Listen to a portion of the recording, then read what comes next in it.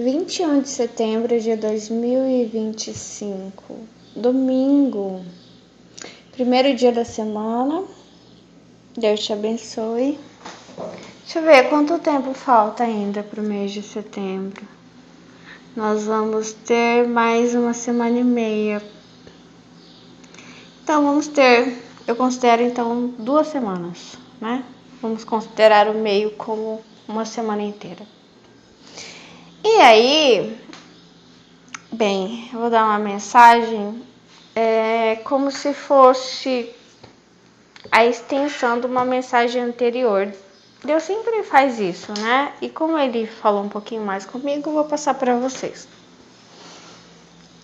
Não sei qual playlist se vai pro short de Rafael falando de Deus. Que Deus te abençoe.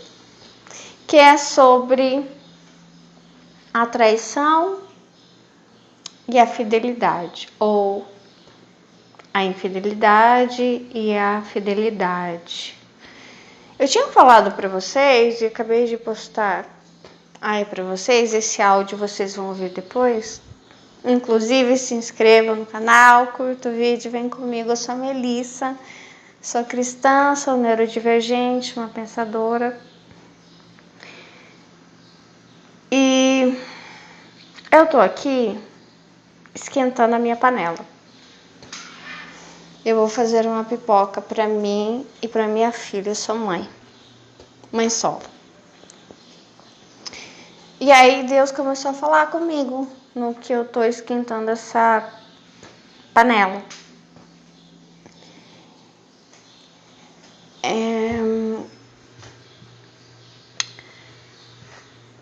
Essa panela, ela não é para pipoca, ela não é uma pipoqueira.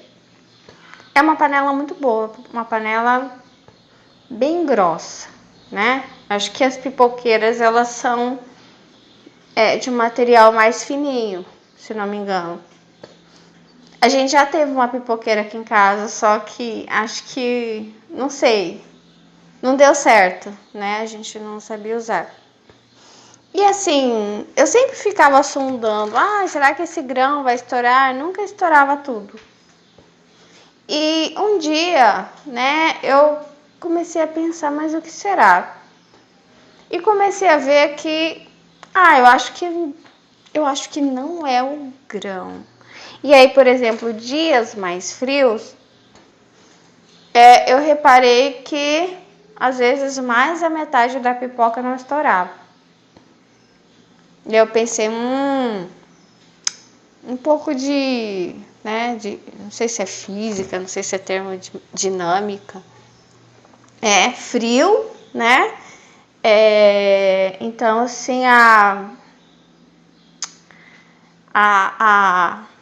energia que precisa ali, né? Então, as moléculas precisam, é o que eu lembro um pouco, né, da escola, estar em alta temperatura, quer dizer, se agitarem bastante, né? E eu acho que no que elas se agitam, elas ficam mais leves e aí fazem a transformação, que seria estoura esse grão, né? E comecei a pensar que a panela era muito grossa, que o problema não era o grão, né? Era antecipar, colocar muito antes o grão sem que a panela estivesse preparada. E pensei, quem é especialista em pipoca? O pipoqueiro. E aí começou, obviamente, a Melissa estudante, né? A época da escola.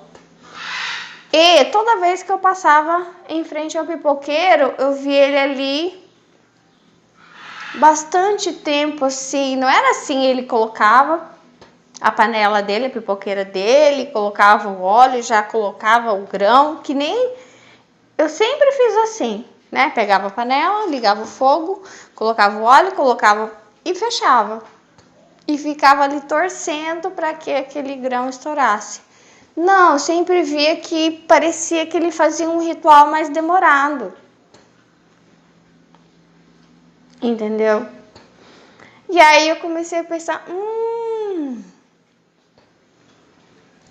se eu fizesse um ritual mais demorado, né? Porque a minha intenção é não ter perda nenhuma. Porque é muito ruim, porque primeiro a pipoca, quando não estoura direito, ela fica a maioria dura, ainda mais para criança, né? Eles podem engasgar.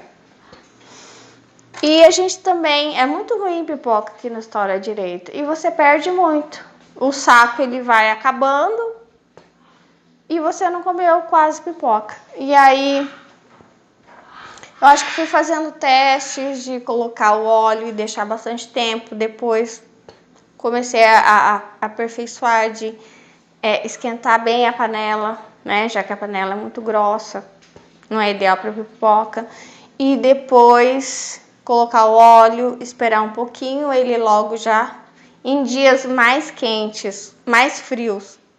Eu teria que esperar um pouco mais e aí coloca o grão, ele estoura tudo, né? Quer dizer, eu comecei a entender né, por que eu estava tendo essa perda, né? É porque eu estava me antecipando.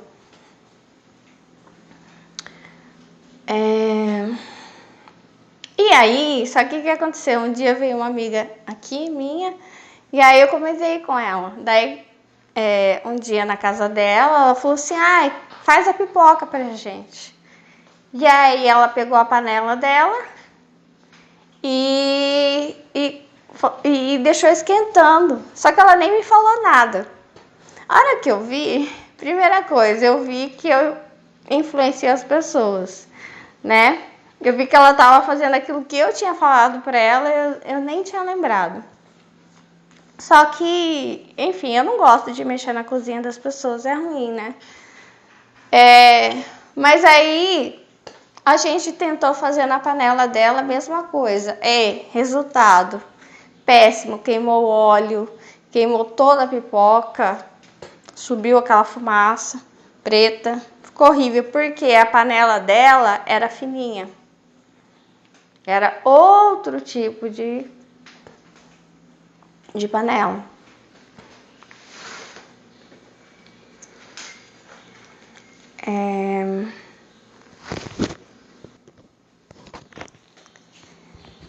Enfim, tudo isso foi falando bastante comigo em relação a o quanto que eu aguento, sabe?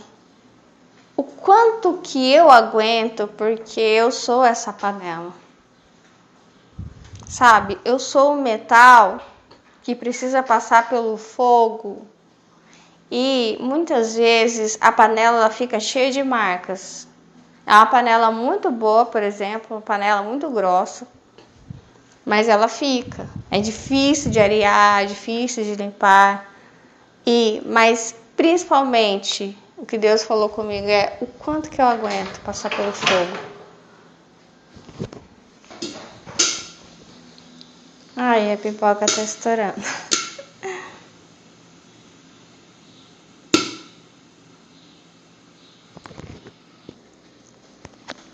Eu tava me perguntando se a pipoca ia estourar tudo.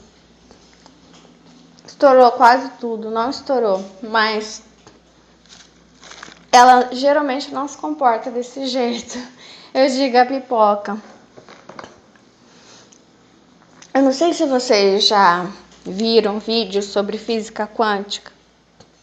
Vocês sabiam que quando a matéria está sendo observada, ela não se comporta da mesma maneira quando ela sabe que não está sendo observada?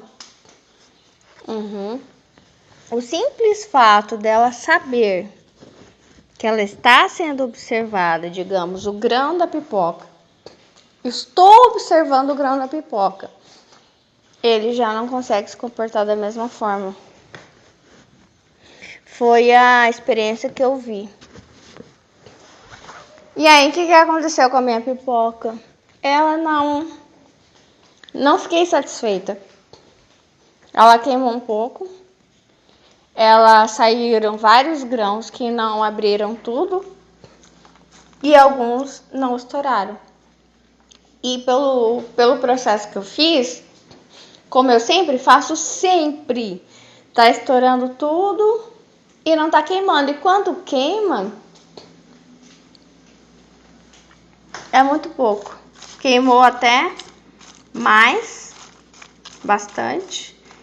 E, ó, tem vários grãos que, ó, tem uns que não estouraram nada.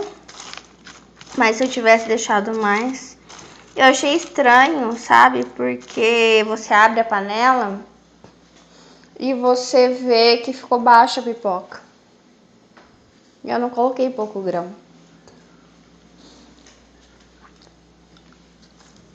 Geralmente, quando eu vou fazer alguma coisa, eu já reparei isso. Na maioria das vezes, quando eu vou gravar uma receita, alguma coisa, não dá certo. E aí, eu fiquei com isso na cabeça também. Eu não sei você. Ah, eu não vou gravar não, porque se eu gravar aí não vai dar certo. Entendeu? Eu acho que, por último, agora eu tinha feito um charuto vegano. Aquele lá deu certo, mas eu fiquei morrendo de medo de não dar certo. Enfim, essa pipoca, eu coloquei a melhor parte para minha filha. A parte da minha filha eu peguei a melhor, né? E eu sempre fico com a parte pior. Que é dos grãos queimadinhos, porque ela não come. Ela só come que tá excelente. Poliana, extremamente exigente, mas tá certo, né? E a mamãe fica com o pior. E aí, eu até como queimado, sabe? Um pouquinho. E grão assim que não estourou, eu como também. Né? Que você morde assim, ele tá crocante, eu como. A gente, como pai e mãe, a gente sempre deixa a melhor parte pro filho, né? Você não come para deixar pro filho.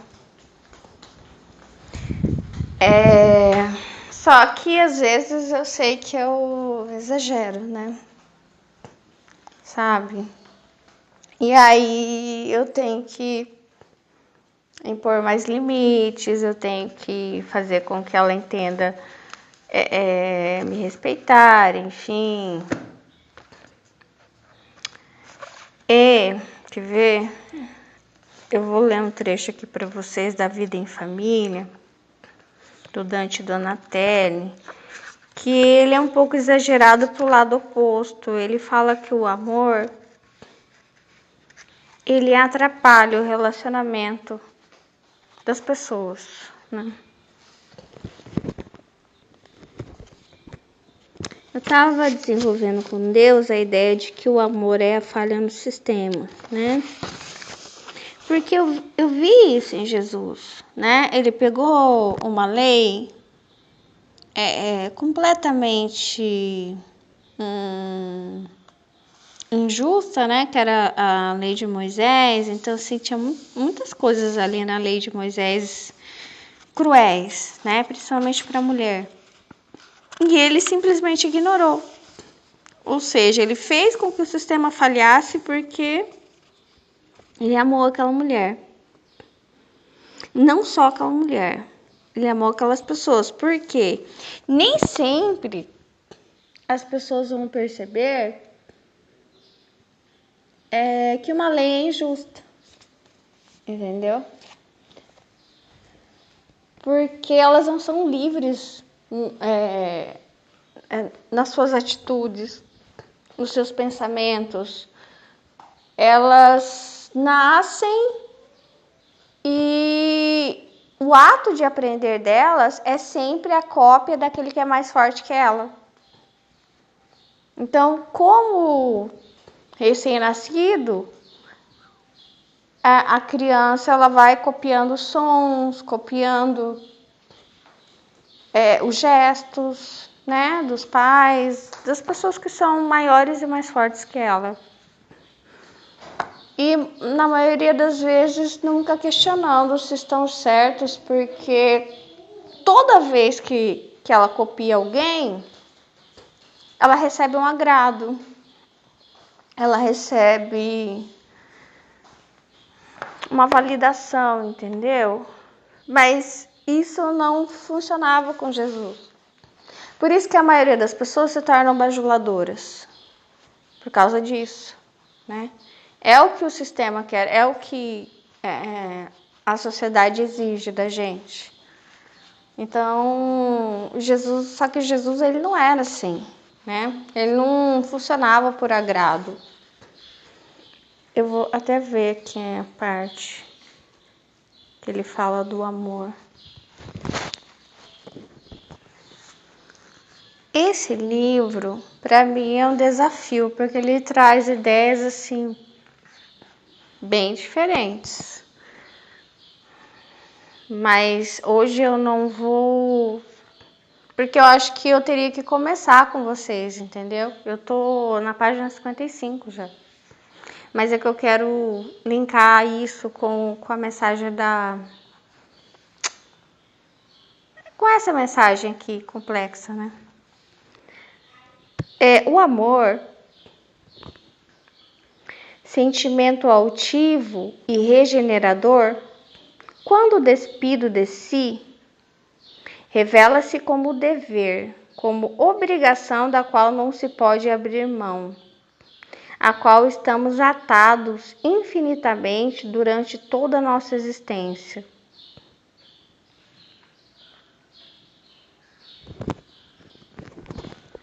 E aí ele fala, a maternidade e a paternidade são deveres sem escolhas, que automaticamente devemos cumprir. E o amor parece o sopro, que põe fim a todas as luzes, fazendo com que surjam a escuridão da barbárie e a penumbra do individualismo. Ou seja, ele fala que o amor traz cegueira.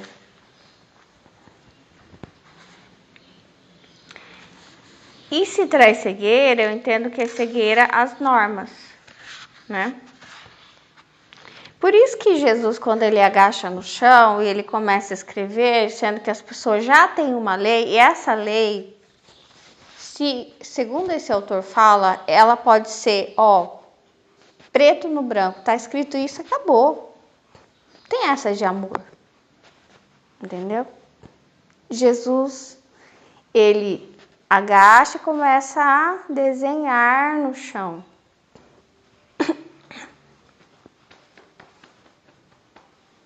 E o autor, ele fala, não, está trazendo cegueira esse amor. Nós já temos uma lei.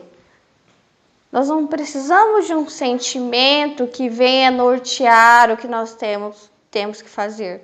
Está escrito isso. Façamos isso, entendeu?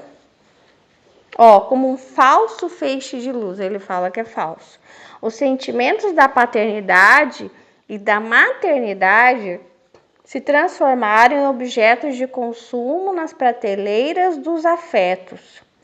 É preciso amar muito para ocultar a barbárie que regula as relações entre pais e filhos. A partir do delírio de amor, é possível conhecer e compreender a razão desses atos. E a falsidade do feixe de luz se encerra na vontade consumada.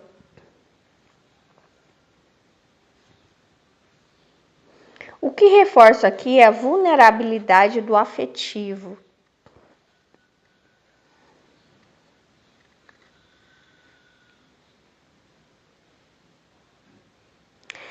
O que se percebe é uma incomensurabilidade do amor, em tamanho e proporção muito além do tolerável e do compreensível. É um amor que vai além do tolerável, que ele está dizendo, e que ninguém compreende. Aí ele fala, não se deve descartar o amor como sentimento. Apenas digo que deve ser mantida a dimensão exata da responsabilidade que a maternidade e a paternidade exigem. A barbárie se torna fato quando a razão é posta de lado.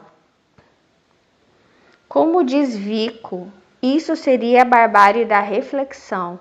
Não há uma reflexão sobre o assunto, mas somente uma reação emocional a partir da qual se age. Há um lugar para cada coisa e o amor é a parte do dever de educar os filhos, mas isso não é tudo. Repete-se cotidianamente que, em nome do amor aos filhos, deve-se tolerar tudo. Se isso for verdade sobre nada ou quase nada, poderemos nos basear para educar, já que, até no âmbito da família, é preciso mais que amor para ensinar e, para além dela, as relações que educam os filhos não se dão pelo amor, mas pelo regramento, pelos valores e princípios da vida social. Em parte ele está certo, mas o que ele está pregando aqui é o seguinte: ele é contra muita coisa. O que ele fala anteriormente sobre a consulta à criança, né? Quando o pai e a mãe consultam. Do que você gosta, meu filho? Sabe? Levando em consideração o gosto da criança, a preferência da criança. Por exemplo, ele fala de pais que levam os filhos para visitarem as escolas, para ver se eles gostam, se eles se sentem bem naquele lugar, sabe? E ele diz que não, que os pais devem escolher tudo e a criança vai acatar aquela regra, né? Não é para levar em conta do que a criança gosta de comer, que roupa que a criança se sente melhor, sabe? Em que ambiente escolar ela preferia, se ela está feliz, se ela está descontente, se ela está triste, se ela está... E aí eu me lembrei que quando eu fiz até a 4ª série, né, em uma escola japonesa, e depois não tinha mais 5ª série lá. Eu gostava muito da escola, mas não dava para continuar, acabou, né? Tinha que escolher outra escola. E minha mãe, que sempre foi muito brava, sempre foi muito rígida, muito, né, sempre colocou muitos limites em nós. Mas ainda assim, eu achei muito interessante que ela chegou em mim e falou assim: olha, a mãe vai te levar para ver várias escolas, a gente vai visitar, e aquela que você se sentir melhor, aí nessa a gente vai colocar você. Eu acho que, olha, não tenho muitas memórias da minha mãe, assim, se importar com o que eu estava sentindo, sabe? E essa é uma das únicas. Então, assim, esse se importar dela com que se eu estava me sentindo bem, uau, é uma memória, é uma joia rara para mim, entendeu? Esse amor de que eu me importo se você está feliz ou não. E minha mãe nunca se importou, nunca perguntou, sabe, se eu estava bem, se eu estava feliz. É tipo, engole isso e pronto, né? E eu até penso que em muita coisa a minha mãe era melhor do que eu, porque assim, eu sou mais mole, né? E às vezes a criança, ela se aproveita, ela percebe que você tem, né, um coração muito mole. Mas assim, ela me levou, e só que ela deu sorte, porque é a primeira escola, e era para ser aquela. A escola onde os meus chamados começaram a ser apresentados, que é a questão do fento,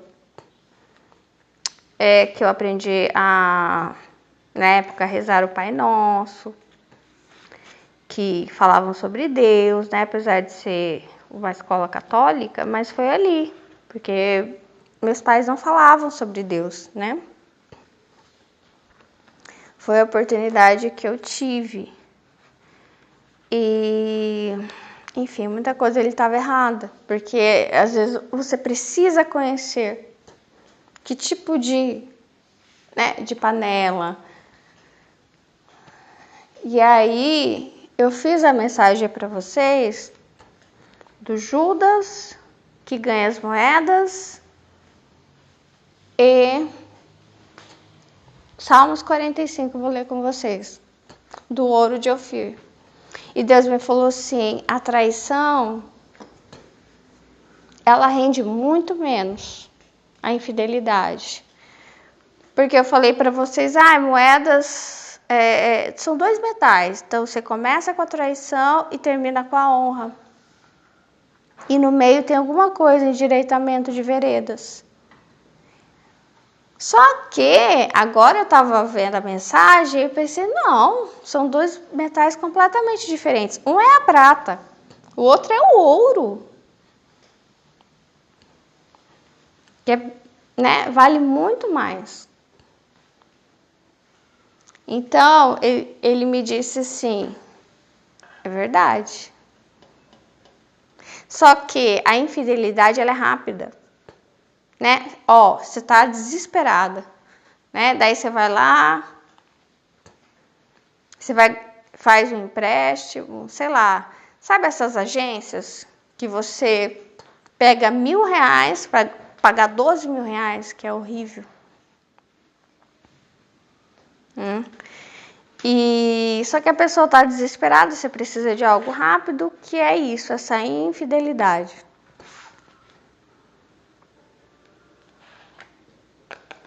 É em prata, né? O outro é ouro de Ofir, só que ele demora mais. E às vezes você tem que essa dor, né, de passar pelo fogo.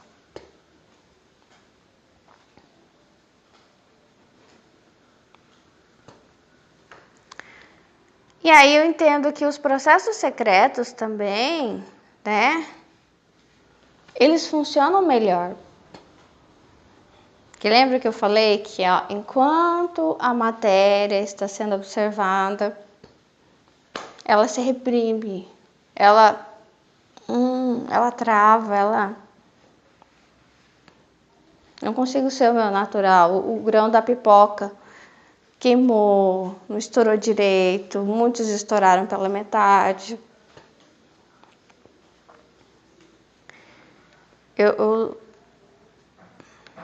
não ajo no meu natural, né?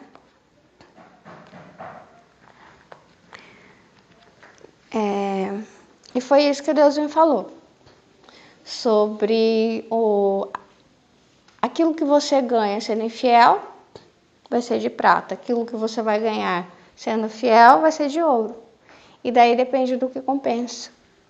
Muitas vezes as pessoas vão achar que compensa porque assim é um ganho rápido, né? O outro não. Muitas vezes vai ser doloroso, vai demorar, vai parecer que não vai acontecer. Ou isso me lembra a mensagem que eu passei para vocês e só depois eu percebi. Você não aparece. Você não aparece. É um ponto de sustentação, Eu sou ponto de sustentação para alguém. Assim como as mães, muitas vezes, elas não aparecem. Elas ficam escondidas. Alguém não aparece, né? E às vezes essa fidelidade, esse caráter, ele não aparece. Que é um navio que tem uma quilha embaixo. Na verdade, Deus já tinha me dado essa palavra outra vez. Só que você precisa falar mais de uma vez para que você decore, né? Que você não esqueça, mas quilha. É o que não deixa o barco tombar. Barco, navio, canoa, tombar para um lado nem para o outro. E fica lá escondido.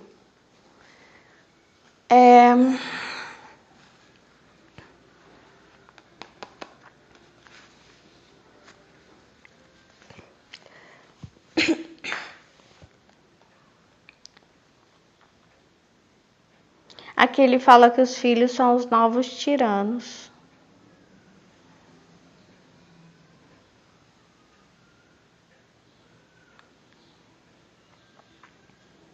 Que eles são, egoísmo supremo.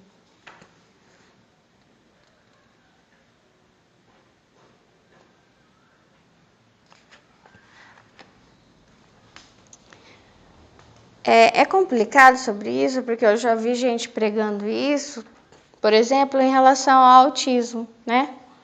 O autista, ele tem o jeito próprio dele e ele tem extremo sofrimento. Se muda um plano, né? De fazer algo fora daquele jeitinho dele. Ele tem o hiperfoco dele. Então, já vi pessoas pregando isso, né? Sobre que os autistas eles têm que se adaptar. Primeiro que eles não têm que ser ditos, não tem que ter laudos, não tem que ter... não tem que buscar saber que eles são autistas ou, né, que eles são neurodivergentes. Não. Você tem uma sala de aula ali, você tem que obedecer aquela regra, você tem que se adaptar, né? Porque muitos pensam isso, como ele, né? Que essas pessoas, essas crianças são tiranas, querem desconverter a ordem ali da sala de aula, são desobedientes, são más crianças, más adolescentes, são péssimos adultos, entendeu? E que precisam se adaptar a todo custo, né? Já que é uma regra a ser cumprida. Então não é se eles se sentem bem ou não, isso não importa, tem uma regra vigente e eles simplesmente precisam se adequar àquilo. E se eles não se adequam, eles são tiranos, eles são extremamente egoístas.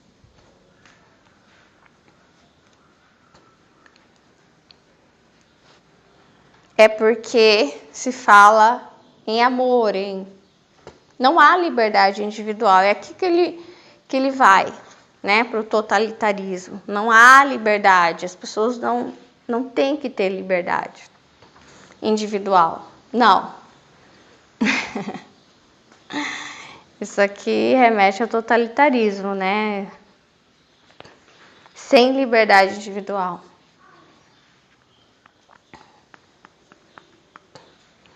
Se a gente for pensar assim, pensa o seguinte, que o mundo foi criado, o momento que você nasce, não vou falar sobre o Éden, não. O momento que você nasce, nós temos ali uma massa. Uma massa, várias regras, como ele diz, né? As regras precisam ser obedecidas. E é como se ele está falando que a sociedade é uma terra que não se move. Eu estou lendo um livro que é bem interessante, que fala sobre as crenças que os povos tinham, os segredos da astronomia, como era o universo. E aí, parece que, olha só, influenciados pela astronomia grega, os indianos viram a Terra como uma esfera imóvel, suspensa no espaço e centro da rotação do universo inteiro, ou antes. A Terra não era considerada imóvel, mas animada por um movimento. Enfim, influenciados pela astronomia grega, os indianos pensavam que a Terra fosse estática, que ela ficava ali pendurada sem movimentar.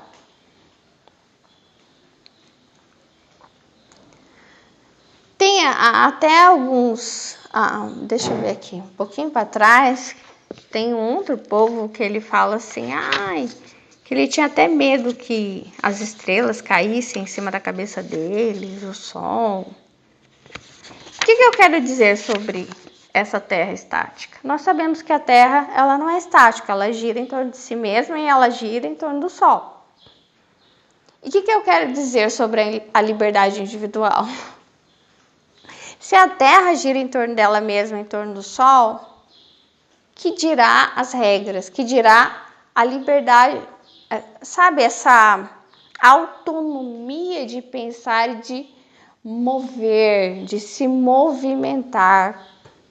Mesmo que haja um grande, tem um sol aqui, tem alguém que é maior do que eu. Mas mesmo assim eu me movo, eu movimento as coisas. É isso que eu entendo. Então, não tem essa de que existe uma regra e você tem que obedecer essa regra, senão Jesus teria obedecido. Ele, o Filho de Deus, e mesmo aqueles que não reconhecem que ele é o Filho de Deus, reconhecem a grandeza dele, porque ele é o homem que mais impactou a história. Impactou até aqueles que nunca acreditaram nele. Que para mim, o judeu, ele foi muito impactado por Jesus. Eles deixaram de fazer os sacrifícios no templo. N coisas. Ele dividiu o calendário. Muitas coisas, sabe? Ele influenciou muitos povos, muitas pessoas. E a liberdade, quando a gente nasce, a gente pega algumas regras caminhando. E essas regras, elas são como letreiros que eu tô vendo agora. Elas vão se movimentando. Nada está parado. Algumas vão sumir, outras vão continuar. E o amor, ele faz completa diferença ali. Não é regra pela regra. Nós não somos autômatos, entende? E então quando a gente nasce, porque se fosse assim, simplesmente obedecer regras e se adaptar, teria uma regra que valeria para desde que o ser humano conseguiu escrever as primeiras palavras. Então assim, aquele homem lá das cavernas, a primeira vez que ele conseguiu desenhar alguma coisa, comunicar alguma coisa por escrita, por palavra, ele criou aquela regra, acabou. Mas não, as coisas, elas se movimentam. Por quê? Porque cada pessoa vai ter sua influência, sua opinião. E a liberdade individual é que move o mundo. As coisas não são estáticas.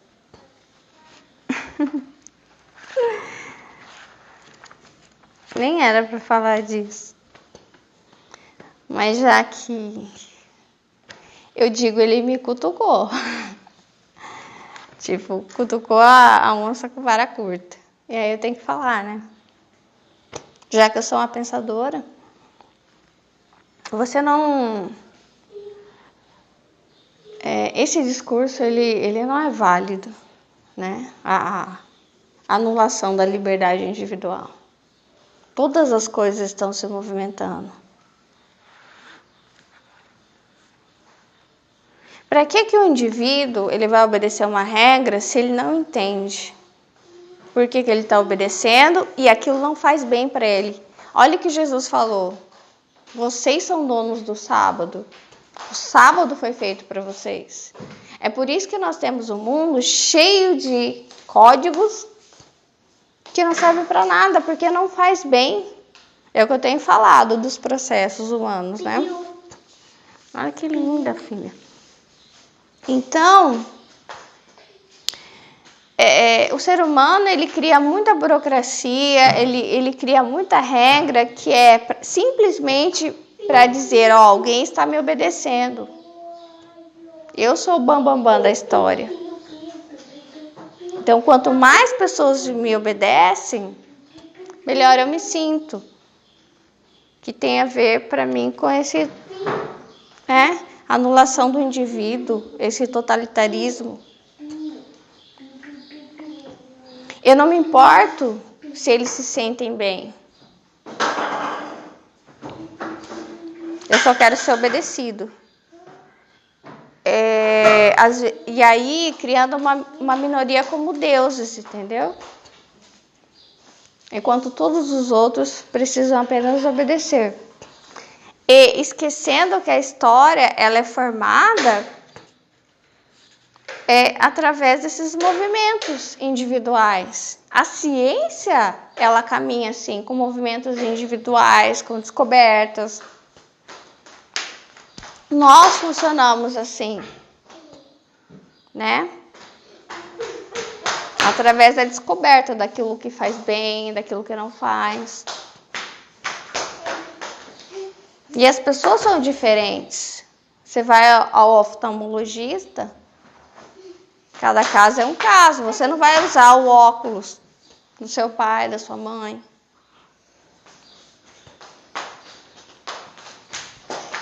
E, enfim.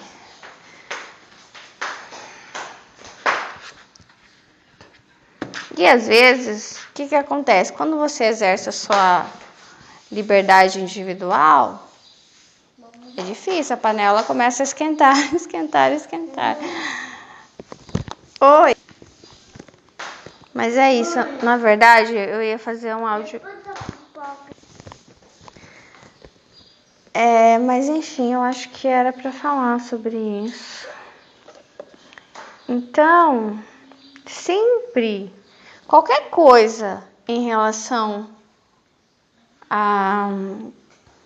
às regras é sobre gerar oportunidades, bem-estar, né? Para que as pessoas possam dizer o que elas estão pensando, o que elas estão sentindo, se isso é realmente justo. Que é o que diz o direito também, a lei nova revoga a anterior. Nem sempre vai estar escrito lá no código, revogado, bem grande, né? Em caixa alta. Às vezes não, vai estar subentendido, se a lei nova está dizendo isso, então, que é contrário, né, à lei velha, então, revogou. Assim como quando Jesus traz muita coisa no Novo Testamento, ele revoga as leis anteriores. Ele revoga a lei de Moisés, do apedrejamento.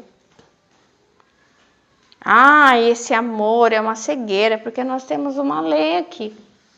Ela tem que ser aplicada, nós não queremos. As pessoas, elas se movimentam assim, porque é mais prático para elas. Elas são covardes, entendeu? Elas não virão à frente para defender aquela mulher. Mesmo que saibam. E outras mulheres também, sabe? Eu já pensei nisso. Não sei você. Quantas mulheres foram apedrejadas por infidelidade? Infidelidade são moedas de prata. É o sangue delas. Judas. Elas foram denunciadas por outras mulheres. Às vezes você está num trabalho e você pensa que é o inimigo que vai... Não, a pessoa que é ali, seu colega, seu amigo, vai chegar a aproximar para saber de você, para te trair. Entendeu? Então, eu penso, quantas mulheres não levaram outras mulheres para o meio da praça para elas serem apedrejadas? Investigaram, descobriram, né, que alguma coisa e levaram essas mulheres. Levaram essas mulheres a um procedimento de teste de fidelidade completamente injusto.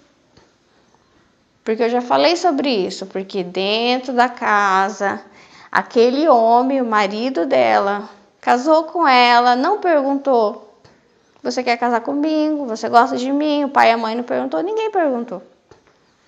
Inclusive, tem uma passagem que Davi recebe, acho que a promessa de Saul. Davi fala: eu gostei da filha de Saul, quero ela pra mim. Tá, eu te dou ela. Só que ela casa com outro homem, só que ela gosta desse homem. Só que ele recebeu a promessa do pai dela. Ele não vai perguntar, você... E ela já estava casada com ele. Ele vai lá, ele arranca ela do marido que ela gostava. Não, você vai comigo. E eu não sei se é essa mesma que condena ele no coração.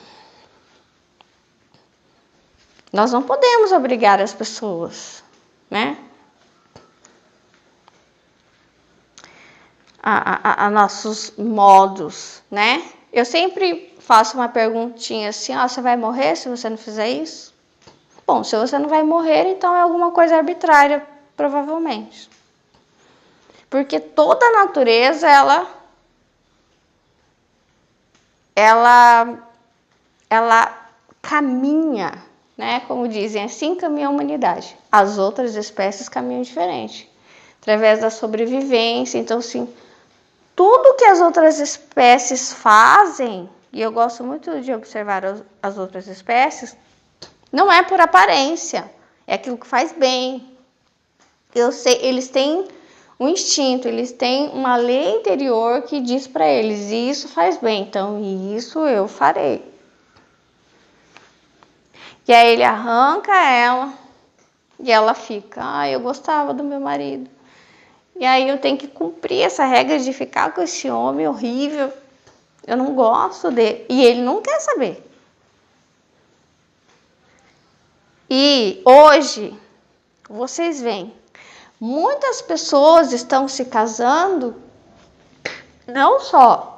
Você pergunta assim: nossa, olha, um senhor de 70 e poucos anos está se casando com uma menina de 25. E você olha assim e fala assim: nossa, o mundo tá estranho. Não, isso aí é antigo. É isso, eu não quero saber se ela gosta de mim. Quero saber se eu gosto dela. Muitas pessoas, principalmente o homem, né? Ele não liga, sabe? Ele simplesmente não liga se essa mulher gosta dele. Inclusive, eu já até comentei com vocês que tem um filme que eu gosto muito, só que eu não achei para assistir de novo. Eu quero muito assistir. Que é com a Nicole Kidman. E ela é uma feiticeira, ela mexe o narizinho. É tão bonitinho porque é da minha infância, né? E o pai dela é separado da mãe dela. Então o pai dela é um Dom Juan, é um senhor desses, né? Cabelo todo branco já. Um velho já que só sai com mulheres mais novas que ela, que é a própria filha. E ela repara isso nele, ela não gosta, e ela começa a conversar com ele. Ela fala: pai, você está saindo com uma moça que é mais nova que eu. Mas será, pai, que ela gosta de você? Tipo assim, ela quer dizer: não, eu acho que ela tá com você só por interesse, né? E ele fala assim: quem disse que os homens se importam com isso? Desde que eu goste dela, pra mim já é suficiente.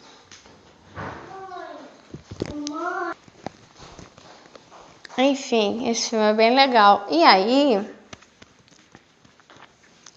isso me fez pensar nesse Judas, que são mulheres que traíram outras mulheres, porque sabiam que, às vezes, né, o que acontecia? Essa mulher, ela casava com um homem muito mais velho que ela. Ela vivia numa casa com muitas outras mulheres. O marido dela tinha muitas outras esposas, né? Em algum momento ela poderia ter um segundo homem, mas ele tinha outras mulheres, né? E muito mais que 2 mulheres. Às vezes ele tinha 5, fora as que ele tinha na rua. Às vezes ele tinha um harém, né? E muitas vezes ela estava ali sozinha.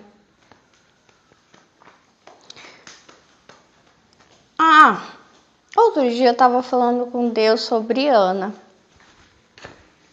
Eu sei que Ana, ela sofria muito por causa da Penina.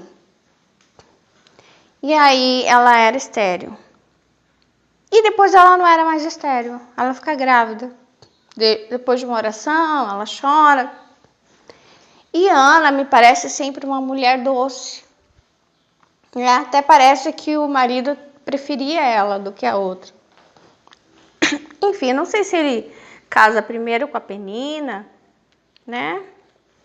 E depois conhece Ana. Mas sabe o que eu pensei? Sabia que tem muitas mulheres que não engravidam por causa do psicológico?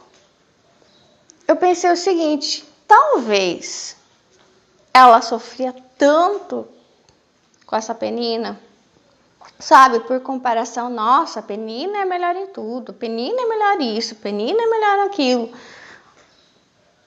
Que ela, né, não conseguia engravidar. Enfim, foi o que eu pensei por causa dessa...